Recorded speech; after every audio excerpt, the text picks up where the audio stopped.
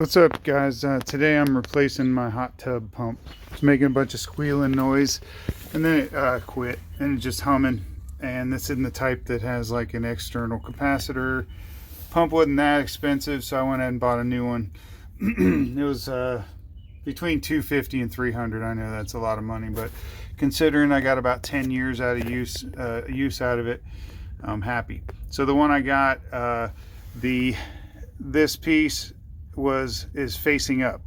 So what I've done is I've loosened these guys. They're 8mm, got them loose.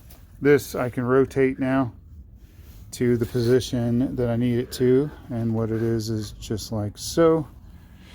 And then I'm gonna thread those bolts back in. If you do have to do this and rotate your pump, make sure when you're tightening this you keep in mind that you're screwing into plastic. Don't tighten it super tight. There's just nut certs pressed into plastic. You go too crazy on it, especially with an impact like this. It's not super strong, but strong enough to break plastic. So you don't want to just, tighten it. Hand tighten it once you get it snug. Okay, you just take a screwdriver and you can tap these loose. I'm going to reuse my old ones. It's easier than gluing on the new ones.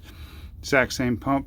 Make sure this line, you get that off and put something in it to stop it from draining, because it'll also drain the tub as you're changing all this out. Next thing I got to do, I did unplug the power cord. Obviously you want to unplug everything from the wall before doing all this. But I'm gonna have to take the old one off of this pump. So I'm going to take looks like 2 6-7mm, take this cover off, unwire this, wire it into the new pump. Here's where you want to take a picture. So your red wire, white wire in the middle, green wire goes here, and black wire on the end there. So got to get all those loose.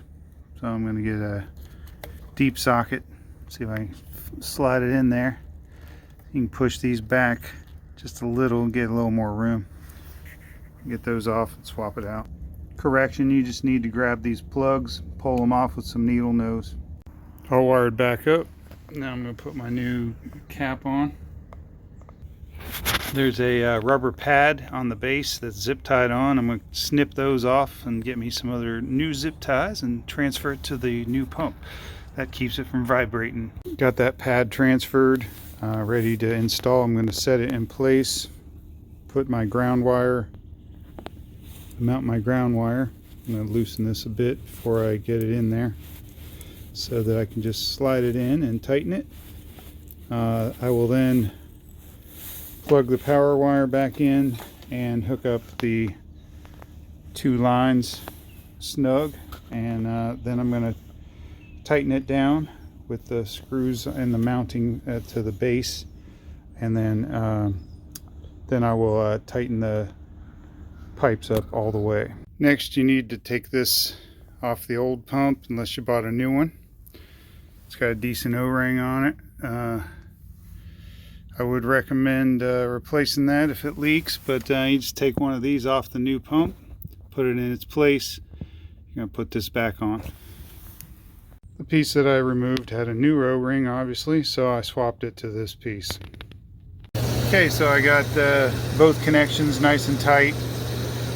Let it run for a little while, make sure nothing's leaking. I got a new outlet, inlet, whatever it is right there, because it did break. Got both of my valves open, got everything free flowing. Other than the leakage, when I took it apart, everything's good. So I'm gonna let her run for a while, and then I'm gonna button it back up, just to make sure that I don't see anything weird going on over the next hour or so.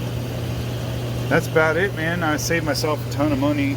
Hopefully it saves you a ton of money too. I'll put a link in the description for a pump that I bought. It's probably not the same one as yours, but it gives you an idea where I got mine at least.